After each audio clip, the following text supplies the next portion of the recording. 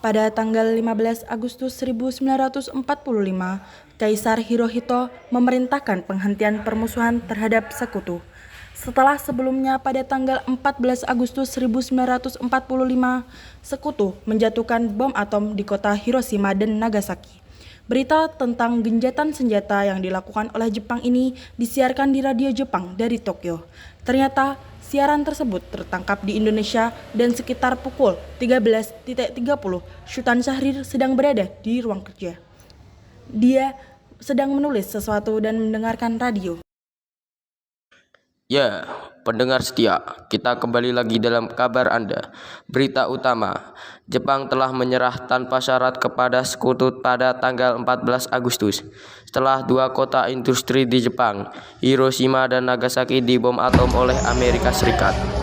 Waduh, apa yang aku dengar barusan untuk benar? Aku harus memberitahu Bung Karno dan Bu Hatta soal berita ini.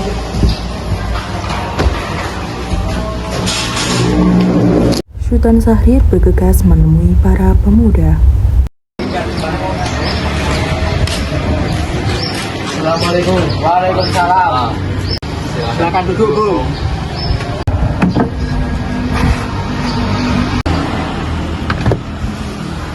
Apa kalian sudah mendengar berita tentang kekalahan Jepang, Bung? Belum, Bung. Benarkah itu? Apa yang terjadi dengan Jepang? Dari yang kudengar, Sekutu telah menjatuhkan bom di kota Hiroshima dan Nagasaki. Oleh sebab itulah, Jepang telah melakukan genjatan senjata. Kalau begitu, kita harus segera memproklamasikan kemerdekaan. Benar itu, Bung. Jepang sudah tidak ada lagi pemenang di negeri kita. Kita harus memanfaatkan momen ini. Setelah mendengar berita kekalahan Jepang, Khairul Saleh segera merencanakan pertemuan dengan anggota golongan muda lainnya untuk membicarakan masalah proklamasi kemerdekaan. Pertemuan ini dilangsungkan di Jalan Pegangsaan Timur nomor 17 Jakarta pukul 20.00 waktu Indonesia Barat. Teman-teman sekalian, sudahkah kalian mendengar berita tentang kekalahan Jepang? Belum, kawan. Bagaimana kau tahu tentang itu? Barusan saya dan Sukarni bertemu dengan Syahrir. Ia mendengar siaran radio Jepang tentang berita genjatan senjata itu. Berarti kita sekarang dalam kondisi vacuum of power. Nah, demikian. Saya mengumpulkan kalian semua di sini untuk membicarakan masalah itu. Kita harus memanfaatkan situasi ini untuk memproklamasikan kemerdekaan. Tepat sekali. Kita harus membagi tugas. Wikana dan Hoirul, kalian pergi ke kediaman Soekarno untuk menyampaikan kabar ini. Saya dan Bung Darwis akan menyampaikan kepada para anggota pemuda lainnya untuk merebut kekuasaan dari Jepang. Kediaman Soekarno, Jalan Pegangsaan Timur nomor 56 Jakarta pukul 22.00 waktu Indonesia Barat. Terjadi perdebatan serius antara golongan pemuda dengan Soekarno. Kita harus memproklamasikan kemerdekaan sekarang, Bung. Ini batang leherku, syaratlah aku bagian itu sekarang, dan potong leherku malam ini juga. Kamu tidak perlu menunggu hingga esok hari. Sudah, Bung. Hentikan. Tapi ini saat yang tepat, Bung. Jepang sudah kalah dari Sekutu dan tidak ada masalah lagi di negeri ini. Mengapa harus menunggu? Rakyat kita sudah banyak menderita akibat penjajahan ini. Jepang adalah masa yang silam. Belum lagi kita harus menghadapi Belanda yang ingin datang kembali. Jika saudara tidak setuju dengan saya dan menganggap bisa menopangnya sendiri, lalu mengapa datang kepada Soekarno dan meminta untuk memproklamasikan kemerdekaan? Mengapa kita harus menunggu janji Jepang untuk memerdekakan bangsa ini? Kita bisa, Bung. Kita harus bangkit dan memproklamirkan kemerdekaan sendiri. Mengapa harus menunggu janji manis itu? Jepang bahkan sudah kalah dalam perang sucinya sendiri. Kekuatan segelintir ini tak akan mampu mengalahkan armada perang milik Jepang. Coba kau perlihatkan padaku, mana bukti kekuatan yang diperhitungkan itu? Apa tindakanmu untuk menyelamatkan wanita dan anak-anak jika ternyata terjadi pertumpahan darah? Bagaimana cara kita nanti untuk mempertahankan kemerdekaan? Coba bayangkan, bagaimana kita akan tegak di atas kekuatan sendiri. Tapi semakin cepat kita memproklamasikan kemerdekaan sekarang, semakin cepat pula kita menghadapi penderitaan rakyat selama ini. Inilah yang sudah ditunggu-tunggu bangsa kita, Bung. Baiklah, berikan kami waktu untuk berunding sebentar.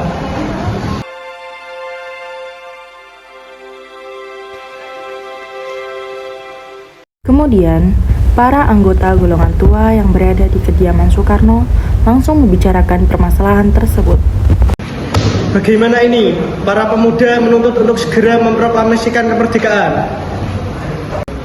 Tapi kita tidak boleh gegabah, Bung. Kita butuh waktu untuk mempersiapkan semuanya dengan matang agar tidak terjadi sesuatu yang tidak diinginkan.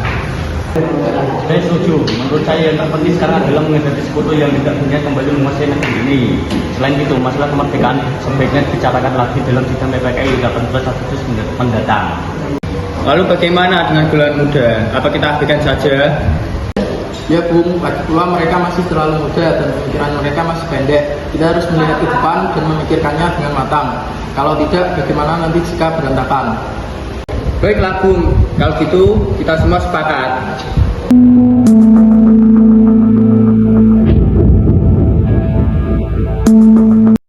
Setelah selesai berunding, para golongan tua segera menemui para anggota golongan muda yang menunggu di luar ruangan.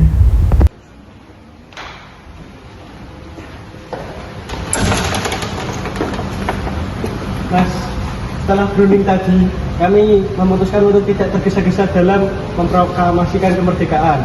Hal ini masih akan dibicarakan ke sidang PPKI mendatang. Setelah usaha mendesak golongan tua gagal, para pemuda lalu melaksanakan pertemuan di Jalan Cikini 71. Mereka berdiskusi lalu sepakat untuk menculik Soekarno-Hatta ke Rengas Dengklok guna membahas proklamasi. Saudara-saudara, sebagaimana yang telah kita ketahui, Bung Karno menolak untuk mempercepat proklamasi. Apa yang harus kita lakukan selanjutnya? Kita culik Bung Karno dan Bung Hatta, lalu kita desak mereka untuk segera melakukan proklamasi. Apa? Tulis. Iya, kita bawa keduanya ke suatu tempat, lalu kita bujuk mereka. Saya setuju. Dengan begitu, Jepang tidak akan bisa mempengaruhi mereka. Tapi kemana kita akan membawanya? Rengas Dengklok. Rengas Dengklok itu luas, di mana kita akan menempatkan keduanya. Saya akan menghubungi Subuna untuk hal ini.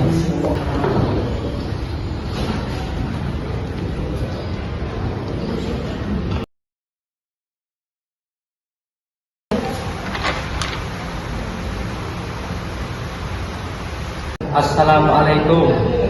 Waalaikumsalam, ada apa Darwis? Kami akan menculik Soekarno dan Bung Hatta untuk mendesak mereka agar segera melaksanakan proklamasi. Apa? Menculik mereka? Iya, dan kami sepakat untuk membawa mereka ke Rengas Dengklok. Bisakah kamu memberikan keamanan kepada kami dan memberikan kami tempat untuk menyembunyikan Soekarno-Hatta? Tentu saya akan mengamankan Anda semua untuk tempat nanti kita pakai rumah Jukisong. Baiklah, terima kasih Subena. Sama-sama. Subena setuju dan kita akan ditempatkan di rumah Jikisong. Kapan kita akan menculik Bung Karno dan Bung Hatta? Secepatnya besok subuh, Anda setuju? Pukul berapa tepatnya? Pukul 4, bagaimana? Keesokan hari, tepatnya 16 Agustus 1945, pukul 4, rombongan pemuda pergi menculik Bung Hatta di kediamannya untuk dibawa ke Rengas Dengklok tanpa sepengetahuan golongan tua.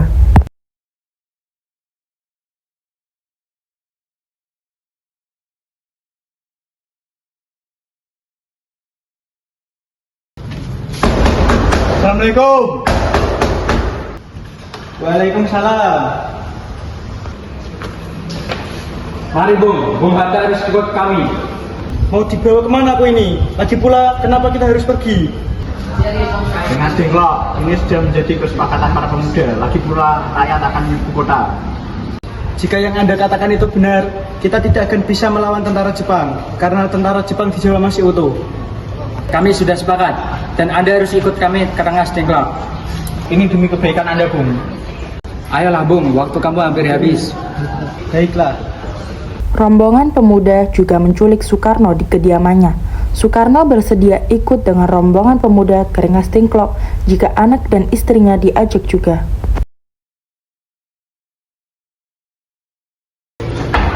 Bung Karno. Ya, ada apa ini? Anda harus ikut kami ke Rengas Dengklok sekarang juga. Untuk apa aku ikut dengan kalian? Ini sudah jadi kesepakatan para pemuda Bung. Kami akan membawa Anda dan Bung Hatta ke Rengas Dengklok. Tak sadarkah kalian jika aku memiliki istri dan anak yang masih kecil? Bagaimana dengan mereka? Ada apa ini Kang Mas? Kenapa banyak orang? Tentu ketakutan melihat kalian. Dimas, pemuda-pemuda ini akan membawaku dan Hatta ke Rengas Dengklok. Bapak Kang Mas? Untuk menjauhkan Bung Karno dan Bung Hatta dari pengaruh Jepang, Bu. Lalu bagaimana aku dengan Guntur? Apakah kalian meninggalkan kami? Benar, aku tidak mau berpisah dengan istri dan anakku. Jika kalian membawaku, kalian juga harus membawa mereka. Baiklah Bung, kami akan membawa anak dan istri Anda, tapi kita harus pergi sekarang. Baiklah. Hilangnya Soekarno dan Hatta secara misterius pagi itu menimbulkan kepanikan di kalangan para pemimpin di Jakarta. Peristiwa ini baru diketahui oleh Ahmad Subarjo pukul 8 pagi.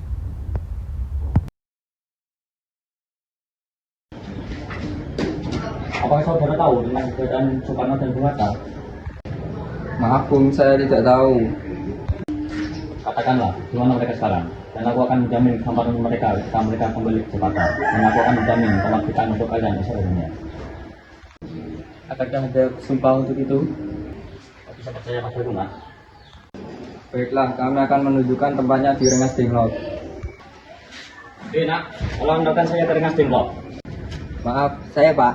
Baik, kalau begitu, naiklah.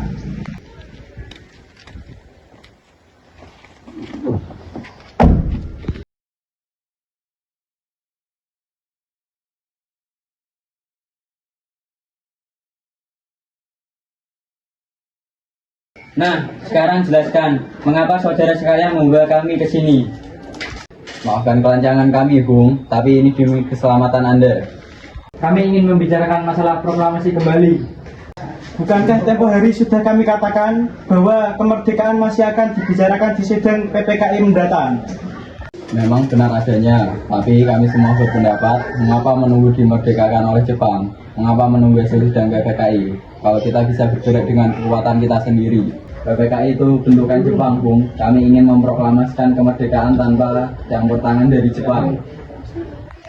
Pendapat itu benar, namun kita masih terlalu dini untuk memproklamasikan kemerdekaan. Selain itu, kita belum siap dan masih membutuhkan bantuan dari Jepang untuk merdeka. Bagaimana bila perkataan Jepang tentang kemerdekaan bangsa kita hanya jadi manis belaka? Apa yang akan Anda lakukan? Apakah akan selamanya menunggu janji itu, Bung?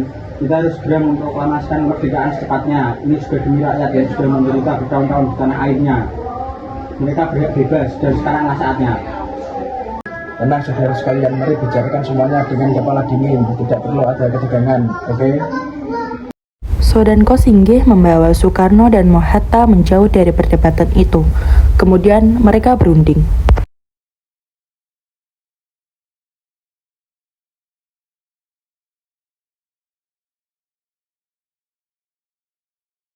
Saya mengerti perlindungan Anda berdua mengenai masalah proklamasi ini. Kita memang belum mempertimbangkan semuanya dengan matang. Tapi saya percaya kita dapat bangkit dan memanfaatkan situasi ini. Kesempatan tidak datang dua kali, Bung. Apa yang mereka katakan benar adanya dan saya mendukung mereka.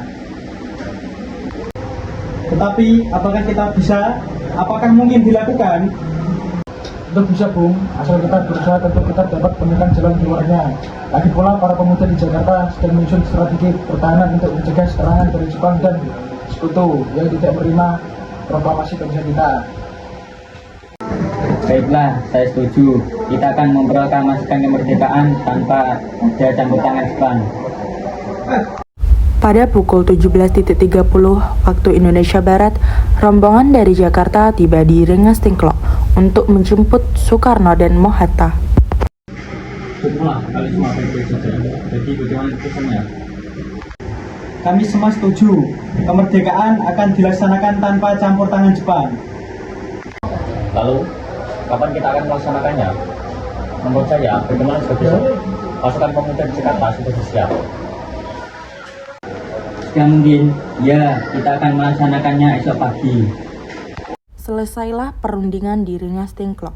Semua anggota golongan tua maupun muda kembali ke Jakarta untuk membahas lanjut rencana proklamasi kemerdekaan tanggal 17 Agustus 1945. Di mana kita harus merancang proklamasi? Saya punya ide.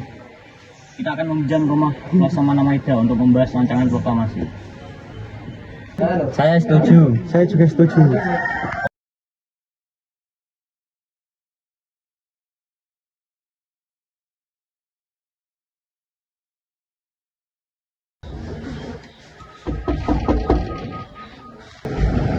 Selamat malam, ada apa Bu? Maaf, kami ganggu Anda malam-malam begini. Kami perlu tempat untuk membicarakan rencana kemerdekaan yang akan dilangsungkan esok hari. Benarkah kalau begitu? Saya turut gembira mendengar kabar ini. Silakan kalian gunakan ruangan yang kalian butuhkan. Saya pergi beristirahat dulu.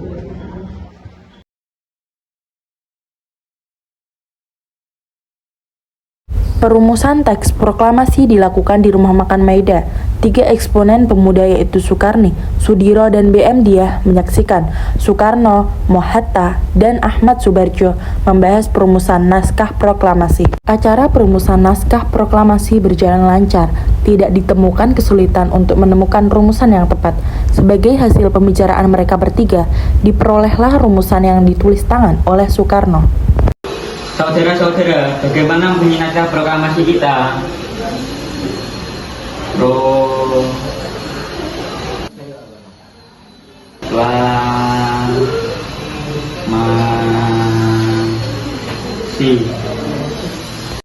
Kami, bangsa Indonesia, dengan ini menyatakan kemerdekaan Indonesia.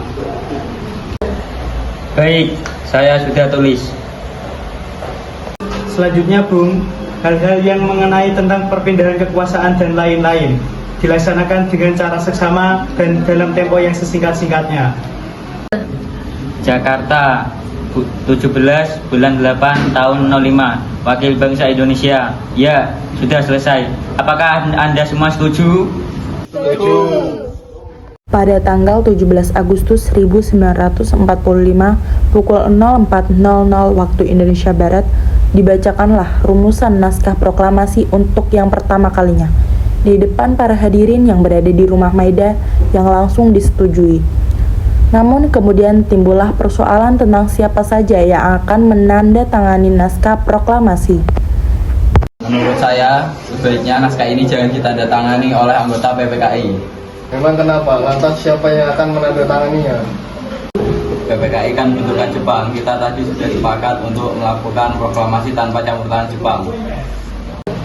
Oh benar, Nak. Bagaimana ini, Bung? Adakah dari kalian yang punya pendapat untuk menyelesaikan masalah ini? Bagaimana jika naskah ini ditandatangani oleh hadirin pada malam hari ini, seperti Amerika menandatangani teks deklarasinya? Jangan, kita tidak boleh meniru. Kita harus berbeda dari bangsa yang lain. Lalu bagaimana Bung Karno? Karena ini semua berkat jasa-jasa Indonesia, berarti atas nama bangsa Indonesia. Saya setuju dan saya punya usul.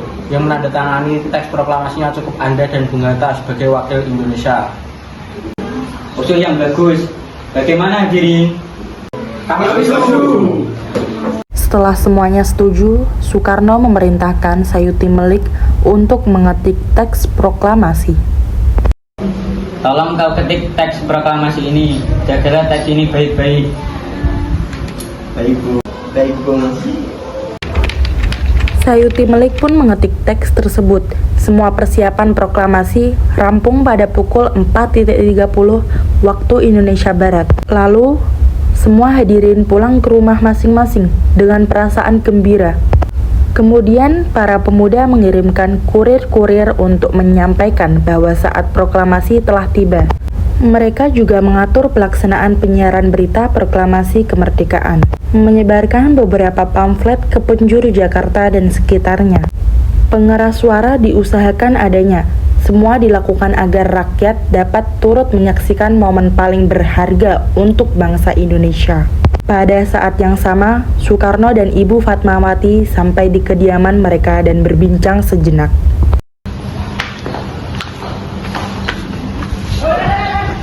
Alhamdulillah, akhirnya semua berjalan dengan lancar. Terima kasih Ibu telah menemani saya di saat-saat yang cukup menguras pikiran ini. Iya, terima kasih Gusti Allah yang telah memberikan jalan kepada bangsa kita untuk proklamasi kemerdekaan.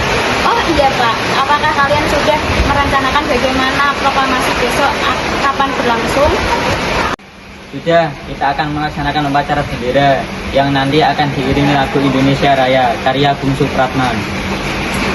Bukankah kita belum punya bendera? Lantas bagaimana? Ya ampun, Bapak sampai lupa Bu. Kalau begitu bagaimana jika Ibu saja yang menjadikan bendera? Tapi ibu tidak punya kain, Pak. Ibu hanya punya kain merah dan putih saja. Apa tidak apa-apa? Tentu saja, buatlah bendera yang sederhana. Yang penting kita sudah berusaha untuk menyediakannya. Baiklah, Pak. Dan ibu punya ide. Kami namakan saja bendera sang merah putih. Bagaimana? Ide yang bagus ya, bendera pusaka, sang saka, dan warnanya merah putih, menjadi sang saka merah putih. Brilian. Ya sudah, sebaiknya Bapak bersiap sana menyusun pidato yang nanti akan dibacakan.